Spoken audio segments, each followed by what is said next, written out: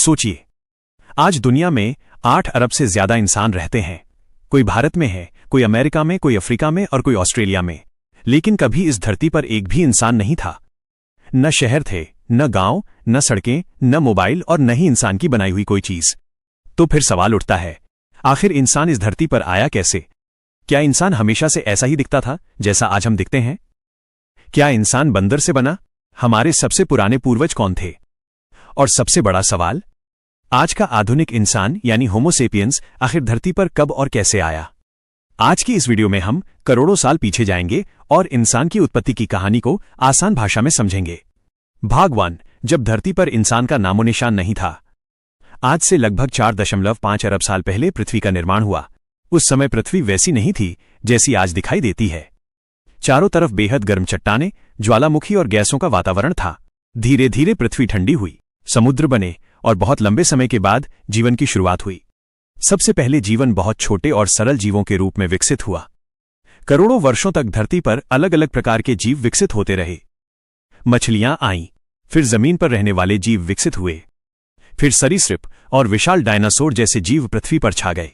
लेकिन उस समय भी इंसान कहीं नहीं था। भाग 2, इंसान और बंदर का असली रिश्ता। जब इंसान की उत्पत्ति की बात होती है तो एक सवाल बहुत पूछा जाता है, अगर इंसान बंदर से बना है तो आज बंदर इंसान क्यों नहीं बन रहे? ये सवाल सुनने में सही लगता है, लेकिन वैज्ञानिक विकासवाद ऐसा नहीं कहता। इंसान आज के बंदरों से सीधे नहीं बना, बल्कि इंसान और आज के दूसरे महान वानरों का एक बहुत पुराना साझा पूर्वज था। इसे ऐसे समझिए, एक पेड़ का तना ऊपर जाकर कई शाखाओं में बंटता है। वैसे ही बहुत पुराने समय में एक साझा पूर्वज की अलग अलग आबादियों से अलग अलग शाखाएं विकसित हुईं। इनमें से एक शाखा आगे चलकर आधुनिक इंसानों की ओर गई और दूसरी शाखाओं से आज के चिंपैंजी और अन्य महान वानर विकसित हुए। इसलिए इंसान और बंदर का रिश्ता बहुत पुराना है, लेकिन इंसान आज के बंदर से सीधे पैदा नहीं हुआ। भाग 3, इंसान के शुरुआती पूर्वज। लगभग 60 से 70 लाख साल पहले अफ्रीका में ऐसे प्राचीन मानव सदृश जीव मौजूद थे जिनमें इंसान और दूसरे महान वानरों के बीच की कुछ विशेषताएं दिखाई देती थीं। समय के साथ कई अलग अलग मानव सदृश प्रजातियां विकसित हुईं। इन्हें वैज्ञानिक होमिनिन्स कहते हैं। इनमें कुछ जमीन पर 2 पैरों पर चलने की क्षमता विकसित कर रहे थे। यह बदलाव बेहद महत्वपूर्ण था, क्योंकि 2 पैरों पर चलने से हाथ अपेक्षाकृत स्वतंत्र हो गए। हाथों से चीजें उठाना, भोजन संभालना और बाद में औजार बनाना आसान हुआ। लेकिन यह विकास एक दिन में नहीं हुआ, ये लाखों वर्षों की प्रक्रिया थी। भाग 4, ऑस्ट्रलोपिथिकस। लगभग 40 से 20 लाख साल पहले अफ्रीका में ऑस्ट्रलोपिथिकस जैसी कई मानव सदृश प्रजातियां रहती थीं।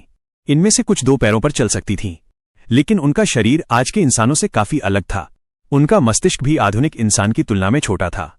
फिर भी मानव विकास की कहानी में इनका बहुत बड़ा महत्व है, क्योंकि इनके शरीर में ऐसी विशेषताएं दिखाई देती हैं जो बाद के मानव पूर्वजों में और विकसित हुईं। भाग 5, होमो की शुरुआत। इसके बाद मानव विकास की कहानी में होमो नाम का समूह सामने आया। लगभग 20 लाख साल पहले होमो इरेक्टस जैसी प्रजातियां विकसित हुईं। होमो इरेक्टस की खासियतों में से एक थी सीधा चलना और अपेक्षाकृत आधुनिक शरीर की बनावट। इनके मस्तिष्क का आकार भी पहले के कई मानव सदृश पूर्वजों से बड़ा था। और सबसे महत्वपूर्ण बात, इनके समूह अफ्रीका से बाहर भी फैलने लगे, यानी इंसान के पूर्वज धीरे धीरे दुनिया के अलग अलग हिस्सों तक पहुंचने लगे। भाग 6, आग ने बदल दी इंसान की जिंदगी। कल्पना कीजिए, एक ऐसी दुनिया जहां रात होते ही अंधेरा छा जाता है और जंगलों में खतरनाक जानवर घूमते हैं।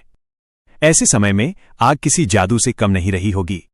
प्राचीन मानव समूहों ने समय के साथ आग का इस्तेमाल करना सीखा।